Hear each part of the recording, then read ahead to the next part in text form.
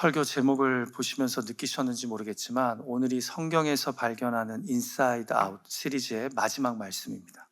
그래서 오늘 마지막 주인공이 기쁨입니다.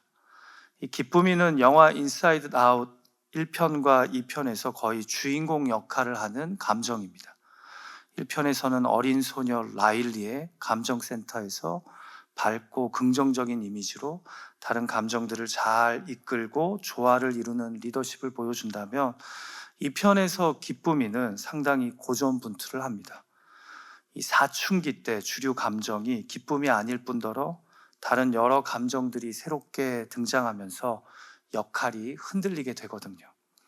1편에서는 갑작스러운 이사를 통해 주인공 라일리의 삶에 찾아온 이 슬픔이라는 감정을 인정하고 배워가며 난간을 헤쳐간다면, 이 편에서는 단순히 기쁨만으로는 사춘기 때의 다양한 감정들을 컨트롤할 수 없음을 인정하면서 이 라일리가 성장하기 위해서는 모든 감정이 적절하게 필요하다는 사실을 수용하며 배워가는 모습을 기쁨이가 보여줍니다.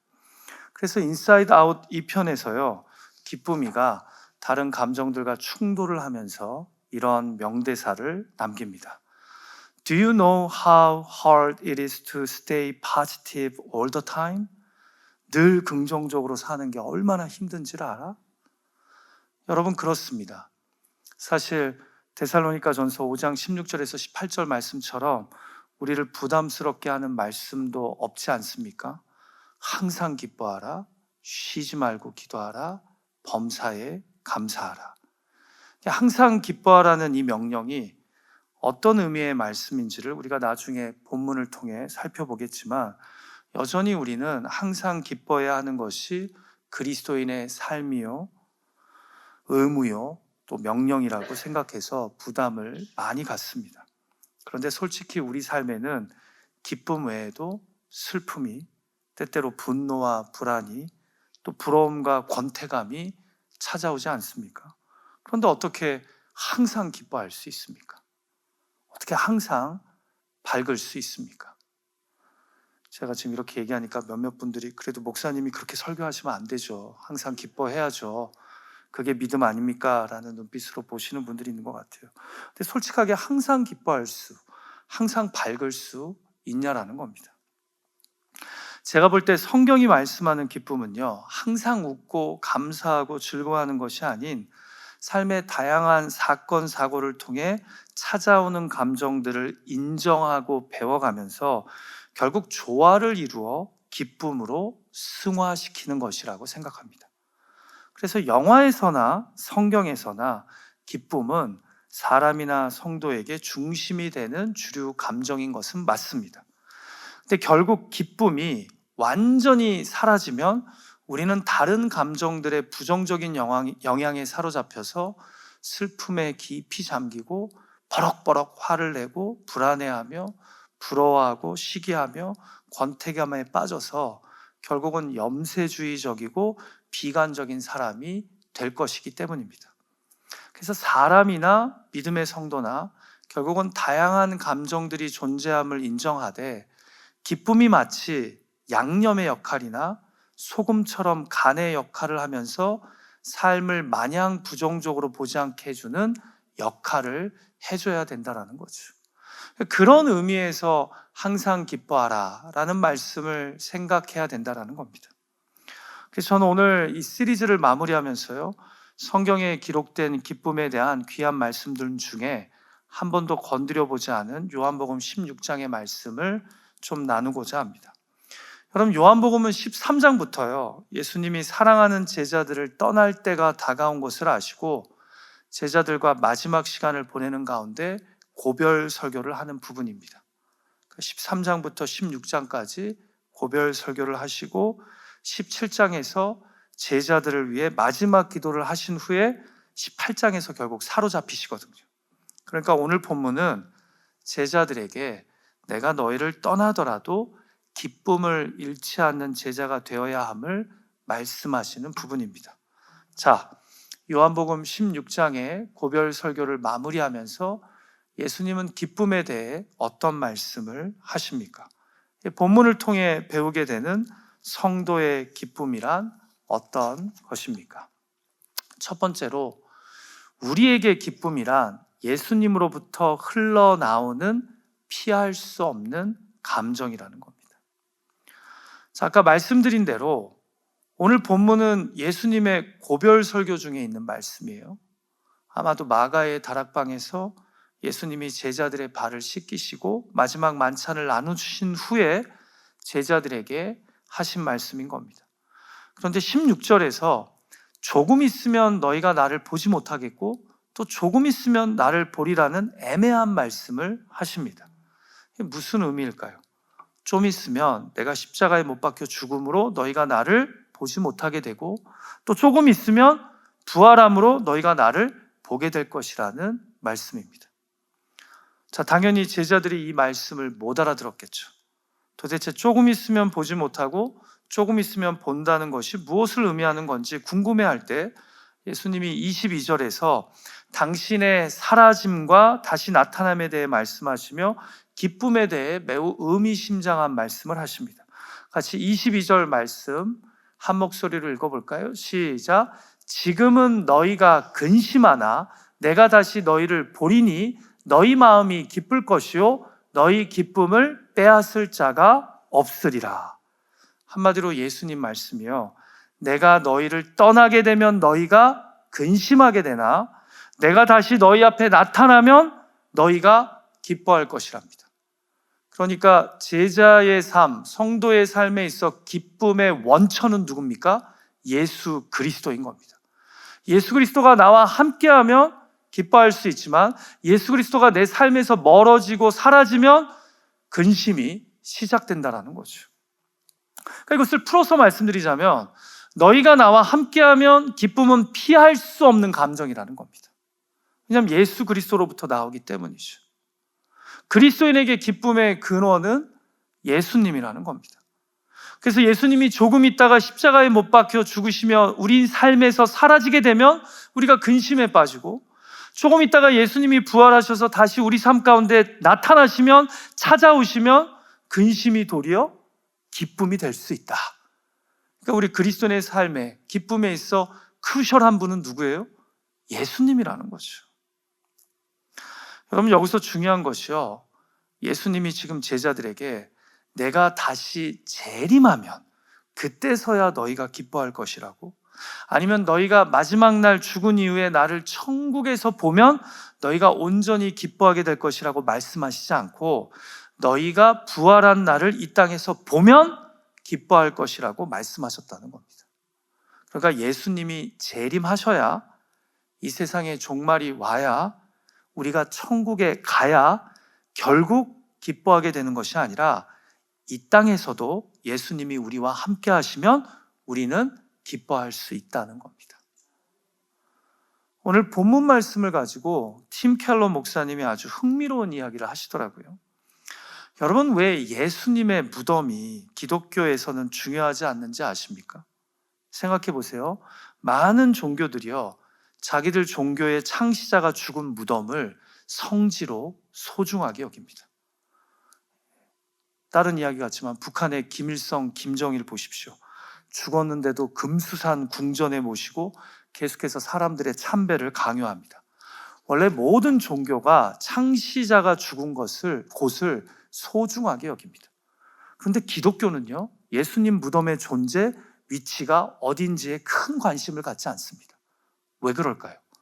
예수님이 멀리 떠나시지 않았기 때문입니다. 부활하신 예수님이 지금도 우리의 삶 가운데 함께하고 계시기 때문입니다. 그래서 부활을 믿는 기독교는요, 예수님의 무덤에 관심이 없습니다. 왜냐하면 우리가 믿고 신앙하는 예수님은 부활하셔서 지금도 성령 안에서 우리와 함께하고 계시기 때문입니다. 참 기독교는 부활하신 주님을 만나고 그분과 함께하는 성도들의 공동체이기 때문입니다. 사도들만 부활하신 예수님을 만난 것이 아니라 우리는 지금 이 순간에도 부활하신 예수 그리스도가 우리와 함께하고 계심을 믿거든요. 그래서 무덤을 찾아갈 이유도 어디에 있는지 궁금해할 필요가 없는 겁니다. 왜 이것이 중요할까요? 바로 이런 이유로 인해 지금 이 순간에도 예수님이 우리 기쁨의 근원으로 우리 삶 가운데 역사하실 수 있기 때문입니다. 기독교가 이야기하는 우리 성도들이 믿는 기쁨은 죽어서야, 천국에 가서야, 세상의 종말이 와서야 경험할 수 있는 것이 아니기 때문입니다. 성도의 기쁨의 근원은 예수 그리스도이신데, 예수 그리스도는 우리의 이 땅에 만만치 않은 삶, 나그네 인생길에도 함께 하심으로 우리로 도저히 기뻐할 수 없는 가운데서도 기쁨의 근원이 되어주실 수 있다는 거죠. 그래서 앞선 15장에서 예수님이 이미 이런 말씀을 하셨어요. 같이 요한복음 15장 11절 말씀 읽어볼까요? 시작. 내가 이것을 너희에게 이름은 내 기쁨이 너희 안에 있어 너희 기쁨을 충만하게 하려 함이라. 이 땅에 남겨지게 될 너희 제자들의 삶의 기쁨의 근원은 누구라는 거예요? 나라는 거예요. 나의 기쁨이 너희 안에 있음을 알려주려 합니다. 너희가 이 땅에서도 기쁨을 잃지 않고 살아갈 수 있는 이유는 내가 가진 기쁨이 너희 안에 충만할 때다 라고 말씀하고 있다는 겁니다. 제가 일전에 한 기독교 방송에서 전 세계에 흩어져 있는 선교사님들의 사역을 소개하는 그런 시리즈 선교 영상을 보는데요, 지난 몇 달 동안은 LA에서 마약 중독에 빠진 청년들을 위해 29년 동안 사역하시는 나눔 선교회 한영호 선교사님의 사역 이야기를 들려주더라고요. 여러분, 이 선교사님이요, 미국에 어렸을 때 와서 마약 중독에 갱 생활을 오랫동안 했던 분입니다. 그렇게 마약을 끊기가 쉽지 않대요. 그분 말씀이 날이 좋으면 날이 좋아서 마약이 땡기고 날씨가 안 좋은 날은 날씨가 안 좋아서 마약이 땡긴대요. 마약을 끊는다는 건 죽기보다도 힘든 거래요.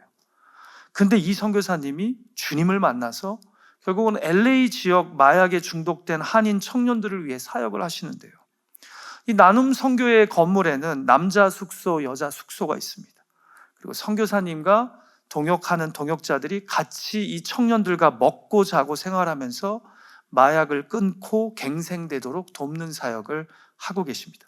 29년 동안 하고 계세요. 그런데 영상을 보면요, 여기 들어온 원생들이 선교사님을 너무나 신뢰합니다. 왜냐하면 자기들과 같은 마약 중독의 경험을 했던 분이거든요. 근데 갱생되어서 자신들을 헌신적으로 돌보며 믿어주고 기다려주니까 선교사님을 전적으로 신뢰해요.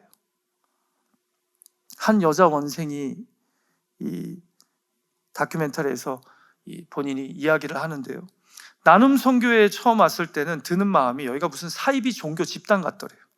마음의 문을 안 연 거죠. 그래서 무슨 좋은 이야기를 해도 귀에 안 들어오더래요. 그래서 그 안에 있으면서도 몰래 마약을 했답니다. 할 수 있어요. 왜냐하면 선교사님이 강제적으로 맡긴 하지만 그래도 아이들이 하고 있는 것들을 다 보고 있으면서 적절한 때에 권유하고 또 못하게 막고 또 때로는 상담하고 하시더라고요. 그러다가 거기서 만난 친구하고 우리 그냥 이틀 동안 신나게 마약에 취하자고 서로 의기투합해서 이 나눔 선교회 건물을 무단 이탈했답니다. 그리고 노숙자들에게서 마약을 구해서 열심히 했답니다. 이 선교회에서는 두 청년을 찾느라 난리가 나고 부모님들도 막 찾아다녔대요. 그리고는 결국 발견이 돼서 나눔 선교회로 다시 돌아갔는데 가자마자 한영호 선교사님이 이렇게 말씀하시더래요. Welcome back. Please don't leave again. 잘 돌아왔다. 다시는 이렇게 나가지 마라. 그러면서 이분이 웃으시더래요. 그 잔잔한 미소로. 그런데 그 다음에 이 여자 청년이 하는 말이 제 귀에 맴돌더라고요. 선교사님의 그 넉넉하고 친절한 웃음이 내가 다시는 이 선교사님을 배신해서는 안 되겠다라는 마음이 들게 하더래요. 아니, 이렇게 무단 이탈해서 사고치고 돌아왔는데 단 한마디 호통도 안 치고 밝게 미소 지으면서 웰컴백, 잘 돌아왔다고, 다시는 이렇게 나가지 말아달라고 부탁하면서 미소 짓는 그 모습에 내가 다시는 이 선교사님 배신해서는 안 되겠다. 여러분, 이 나눔 선교회를 거쳐간 수많은 한인 청년들이 있어요. 그 중에는 들어왔다가 다시 마약하러 나가고 또 다시 들어왔다가 나가고 하기를 반복한 청년들이 한두 명이 아니랍니다. 심지어 거기서 선교사님을 돕고 있는 한 전도사님은 마약을 끊고 신학교에 다니다가 다시 마약을 하려고 사라졌다가 갱생활하고 돌아온 분도 있어요. 근데 선교사님이 다시 받아들이더래요. 선교사님이 활짝 웃으면서 돌아와서 고맙다고 한결같이 대하니까 청년들 중에 변화가 일어나고, 그렇게 갱생된 청년들 중에 약사가 된 청년도 있고, 베이커리를 운영해서 선교회 출신 청년들을 돕고 있는 선배들도 있고, 영상을 보니까 선교사님 사역의 핵심이요, 주님 안에서의 기쁨과 용서더라고요. 한없는 기쁨과 한없는 용서가 이 마약에 중독된 청년들의 마음을 녹이고 있더라고요.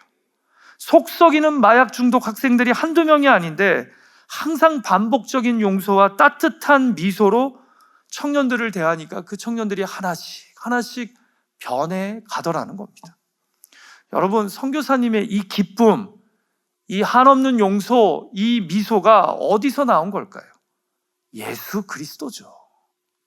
그분에게 뿌리를 박으니까, 마약이 줄 수 없는 기쁨을 내가 누리니까 자신의 삶도 변화되고 그 예수 그리스도에 힘입어 남도 끝까지 기쁨으로 용서로 대하는 겁니다. 돌아와줘서 고맙다.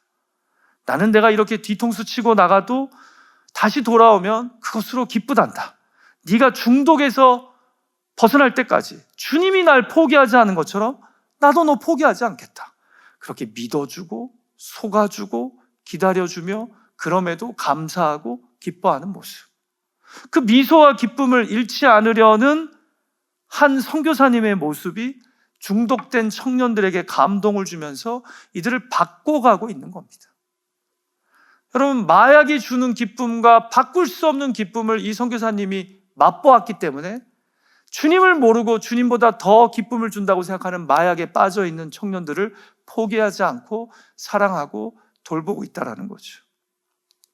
사랑하는 기도자 여러분, 우리에게 기쁨이란 예수님으로부터 나오는 피할 수 없는 감정인 줄 믿습니다. 마약보다 더 센 우리 기쁨의 참 근원이 되시는 예수님과 붙어 있음으로, 친밀하게 관계함으로 기쁨의 삶을 회복할 수 있는 저와 여러분 되기를 주님의 이름으로 축복합니다. 부디 이 저녁 예수님의 충만한 임재 가운데 여러분의 기쁨이 회복되는 은혜가 있기를 간절히 소망합니다. 자, 두 번째로 우리에게 기쁨이란 무엇입니까? 우리에게 기쁨이란 슬픔과 함께 공존하는 것입니다. 여러분, 저는 세상이 말하는 기쁨과 성경이 말씀하는 기쁨의 중요한 차이점이요, 환경에 영향을 받지 않는 것이라고 생각합니다. 여러분, 세상이 주는 기쁨은요, 기쁨의 상황적 조건이 있어요. 내가 돈을 많이 벌거나 대박이 나거나 자녀가 부모를 자랑스럽게 만들어주는 좋은 대학이나 직장에 들어갔을 때, 내가 비싼 차, 좋은 집, 명품 물건을 소유했을 때 주어지는 기쁨, 이런 건 다 세상적인 조건적 기쁨입니다. 상황적이에요. 그런데요, 성경은 조건을 뛰어넘는 초월하는 기쁨을 이야기합니다. 그러면서도 매우 현실적인 기쁨을 이야기해요. 그래서 참 기쁨 이전에 꼭 슬픔과 근심, 고통을 겪을 수밖에 없다고 말씀합니다. 그러니까 내 삶에 슬픔이란 없는, 근심이란 안 찾아오는 기쁨은 없다는 거예요. 오히려 성경이 말씀하는 기쁨은 슬픔과 근심을 뚫고 나오는, 고통을 초월하는 기쁨이라는 거죠. 한마디로 기독교는요, 슬픔을 통과하는 기쁨, 근심을 거쳐가는 기쁨을 말씀한다는 겁니다. 어떻게 보면 우리 그리스도인에게 기쁨이란 슬픔을 참고 통과하며 누리는 더 큰 기쁨이라는 거죠. 같이 본문 21절 말씀을 읽어볼까요? 예수님이 제자들에게 내가 너희를 떠나더라도 잘 버티면 나중에 날 만났을 때 더 큰 기쁨을 누릴 것을 말씀하시면서 하신 이야기입니다. 같이 읽죠. 시작. 여자가 해산하게 되면 그때가 이르렀으므로 근심하나 아기를 낳으면 세상에 사람 난 기쁨으로 말미암아 그 고통을 다시 기억하지 아니하느니라. 여러분, 제가 여자가 아니어서 솔직히 잘 모르지만 제가 출산을 앞에 둔 자매들을 위해 기도해 주면요, 다들 엄청 불안해합니다. 여러분, 흥미로운 게 처음 애를 낳는 자매보다 둘째, 셋째 낳는 자매들이 더 불안해해요. 왜요? 한번 경험을 해봤으니까. 해산의 고통이 얼마나 극심한지 들은 게 있고, 또 아니면 자신이 이미 출산을 한 경험이 있어서 아니까요. 그런데요, 아이를 낳았다는 소식을 듣고 조산원에 신방을 가잖아요. 산후조리원에. 그럼 너무나 다들 행복해합니다. 아무리 해산할 때 근심이 되고 고통스러워도 아기를 낳으면 그 태어난 생명으로 인해 기뻐서 자신이 출산했을 때 느꼈던 고통을 기억하지 않는 겁니다. 저는 예수님의 이 비유가 아주 탁월한 비유라고 생각해요. 자, 고통은 현존했어요, 안 했어요? 출산했을 때 현존했습니다. 근데 태어난 자녀의 기쁨이 그 고통을 뭐 하게 만들어요? 잊어버리게 만든다라고 예수님은 말씀하지, 예수 잘 믿으면 우리 인생에 고통은 없다, 근심은 안 찾아온다라고 얘기 안 한다라는 거죠. 그러니까 기독교가 이야기하는 이 상황 조건을 뛰어넘는 기쁨이란 슬픔을 통과한 기쁨, 근심을 지나간 기쁨이라는 거예요. 지금 예수님 말씀이요, 비록 내가 떠나서 너희가 핍박과 시련을 겪게 되겠지만 나를 다시 만나게 될 때 그 기쁨은 지금 겪는 근심에 비할 바가 없다는 겁니다.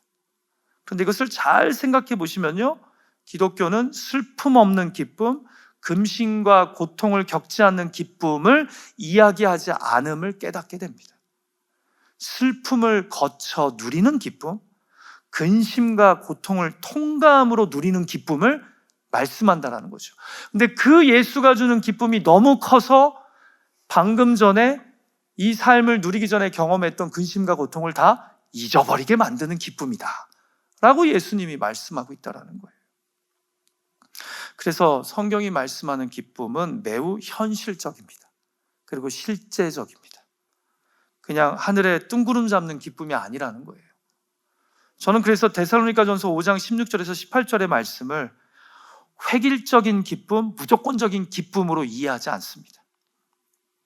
다 우리네 인생에 슬픈 일, 근심되고 고통스러운 일들이 일어나지만 그것을 거쳐서 그럼에도 예수님 때문에, 그럼에도 합력하여 선을 이루시는 하나님 때문에 결국은 기쁨을 맛보는 것, 기쁨을 누릴 줄 아는 것, 이것이 기독교가 이야기하는 기쁨이라는 거죠. 여러분, 영화 인사이드 아웃 2에서요, 주인공인 사춘기 소녀 라일리가 하키팀에 조인하는 일과 또 팀 안에서 선배들에게 인정을 받지 못하는 상황으로 인해 불안과 슬픔의 감정에 휩싸여 있을 때요, 기쁨이가 어떻게든 라일리의 이런 감정들을 진정시키려고 하는데 그게 뜻대로 안 되죠. 사춘기 소녀를 누가 막겠습니까? 결국 자아를 만드는 공간에 내려가기 전에 자신이 따라 내려가도 될지 머뭇거리는 슬픔이에게 기쁨이가 이런 말을 합니다. 기쁨이 가는 곳에 슬픔도 가야지. 이게 무슨 말이에요? 슬픔이 있기 때문에 기쁨이 일어나게 된다는 겁니다. 슬픔을 경험해야, 불안과 근심을 통과해야 기쁨을 알게 된다는 거죠. 그래서 내가 가도 될까 주저하는 슬픔이에게 기쁨이 가는 곳에 슬픔이 같이 가야지 라고 이야기함으로써 기쁨이가 뭔가 깨달아가는 거예요. 아, 마냥 기쁠 수 없는 게 인생이구나. 근데 슬픔을 경험하면서 기쁨을 누리는 게 인생이구나. 사랑하는 기도자 여러분, 우리가 사모하는 기쁨은 슬픔이 전혀 없는 삶이 아닙니다. 고통을, 근심을 모르는 삶이 아닙니다. 그리고 실제로 그런 삶은 존재하지 않습니다. 그렇게 데살로니가전서 5장 16절에 항상 기뻐하라를 보시면 이 말씀은 항상 우리에게 부담이 될 거예요. 예수님이 십자가의 고통을 통해 부활의 영광을 누리셨듯이 슬픔을 통해 주님이 주시는 기쁨으로, 고통을 뚫고 예수님만이 주시는 기쁨으로 우리는 나아가게 되는 겁니다. 사실은 슬픔과 근심이 우리로 주님을 더 온전히 사모하고 바라보게 만든다는 거죠. 이 슬픔 많은 세상, 이 근심 많은 관계 속에서 나의 참 소망은 예수님밖에 없음을 우리는 깨달으며 주님이 주시는 기쁨을, 초월하는 기쁨을 맛보게 된다는 겁니다. 부디 슬픔과 공존하면서 주님만이 주시는 기쁨을 누릴 줄 알고 만끽하는 그런 저와 여러분의 성도의 삶이 되기를 주님의 이름으로 축복합니다. 자, 마지막 세 번째로 예수님은 제자들을 떠나시기에 앞서 기쁨에 대해 어떤 도전을 주십니까? 우리에게 기쁨이란 기도를 통해 퍼올리는 감정입니다. 자, 다 같이 마지막 24절 말씀 읽어볼까요? 시작. 지금까지는 너희가 내 이름으로 아무것도 구하지 아니하였으나 구하라. 그리하면 받으리니 너희 기쁨이 충만하리라. 자, 보세요. 예수님의 해산하는 고통을 지나 자녀의 기쁨을 누리는 여인의 이야기를 통해 우리 그리스도인들이 이 세상에 누리는 기쁨은 슬픔을 통과한 기쁨이라고, 근심과 고통을 지나 누리는 기쁨이라고 말씀하셨잖아요. 그럼에도 제자들을 떠나기에 앞서서 이 그리스도인의 중요한 감정인 기쁨을 퍼올릴 수 있는 비결을 알려주십니다. 그 비결이 뭡니까? 기도입니다. 기도. 그래서 구하라고. 그리하면 내가 주는 상황과 조건을 뛰어넘는 기쁨으로 너희가 충만해질 수 있다고 말씀하는 겁니다. 사랑하는 기도자 여러분, 저는 여기서 구하라는 것이 기쁨을 달라는 직접적인 기도라고 생각하지 않습니다. 오히려 나를 슬픔과 근심에 빠지게 한 상황과 형편에 대해서 기도하라는 거죠. 그런데 그렇게 기도를 계속 하다 보면 나를 둘러싼 상황이 왜 일어났고 그 상황을 통해 하나님이 나에게 주시고자 하는 메시지나 뜻이나 연단이 무엇인지 기도를 통해 깨닫게 된다는 겁니다. 자, 그러면 슬픔과 근심 속에 들여진 그 기도가 주님 안에서 납득이 되고 하나님의 뜻과 계획을 알게 만들어 줍니다. 그러면 더 이상 나를 둘러싼 슬픔과 근심은 내 삶을 힘들게 만드는 이유가 아니라 나를 새롭게 하는 주님의 수단으로 이해가 됩니다. 그래서 기도하는 가운데 슬픔이 기쁨으로, 근심과 고통이 감사함으로, 기쁨으로 바뀌게 되는 거예요. 무엇을 통해서요? 기도의 시간을 통해서. 그러면 서서히 나의 슬픔과 근심이 주님 안에서 기쁨과 소망으로 바뀐다니까요. 그러니까 지금까지는 너희가 내 이름으로 아무것도 구하지 아니하였으나 이제는 구하라는 겁니다. 너의 이 슬픔, 너의 이 근심과 고통의 상황을 가지고 기도하면 오히려 그 상황을 이해하게 하시고 그 상황을 통해 너에게 무슨 레슨을 주시고자 하는 하나님의 마음을 깨닫고 그래서 기쁨으로 충만해지는 너를 발견하게 될 것이다. 제가 지난 월요일에 굿 네이버스 초청으로 나눔 토크 콘서트를 하러 미국을 방문 중인 김미경 강사의 간증을 들었습니다. 인생 코칭과 솔루션으로 아주 유명한 강사시죠. 그런데 이분이 2년 전에 예수님을 구주로 영접하고 난생 처음으로 미국의 한 이민교회에서 신앙 간증을 했습니다. 사진이 좀 너무 크네요. 빼셔도 될 것 같아요. 그런데 연세대학교에서 작곡 공부를 하고 집에서 피아노 학원을 운영하던 김미경 강사가요, 이 유명한 인생 코칭 강사가 되게 된 이유가요, 동네 이웃 중에 누군가가 자기를 고발했답니다. 시에다가. 그래서 결국 밖에 학원을 구해서 가르칠 수밖에 없게 됐고, 그러면 날마다 월세를 줘야 되잖아요.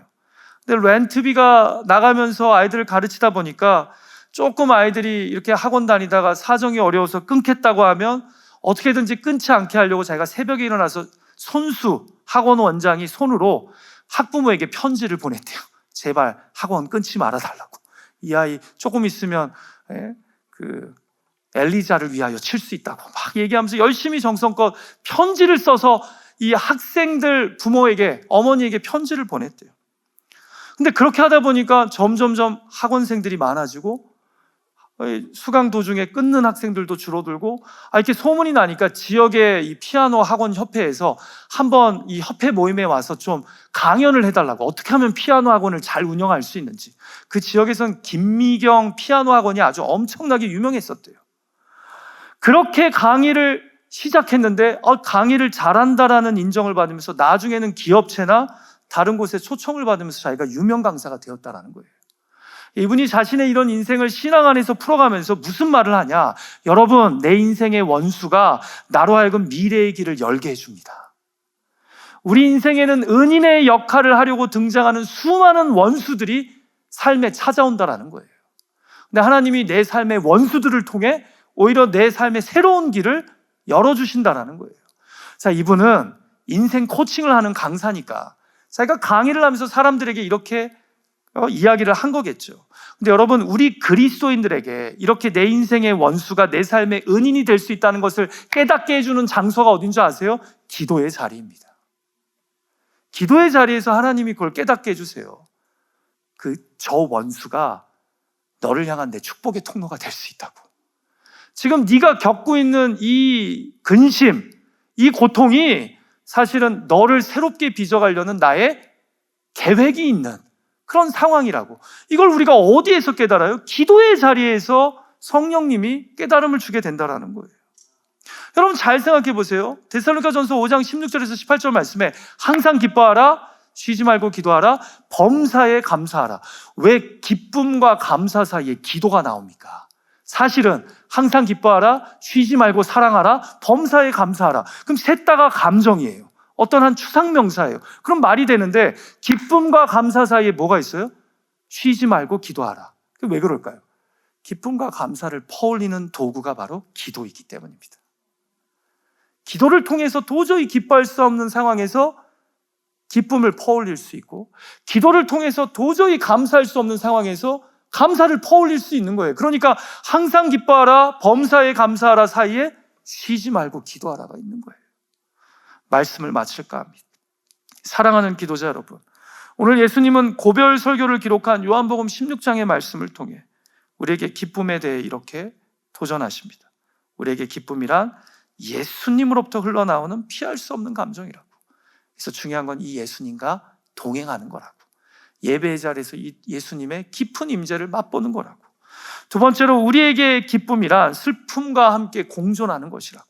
슬픔을 통과한 기쁨, 고통과 신음을 뚫어버리는 기쁨을 우리 크리스찬들이 맛봐야 된다는 거죠. 마지막 세 번째로 우리에게 기쁨이란 기도를 통해 퍼올리는 감정이라는 겁니다. 우리네 만만치 않은 인생길, 예수님이 제자들을 위해 가르쳐 주시고 기도해 주셨던 그 기쁨을 소유함으로 이 만만치 않은 인생의 길을 잘 헤쳐갈 수 있는 저와 여러분 되기를 주님의 이름으로 축복합니다. 우리 같이 기도하죠.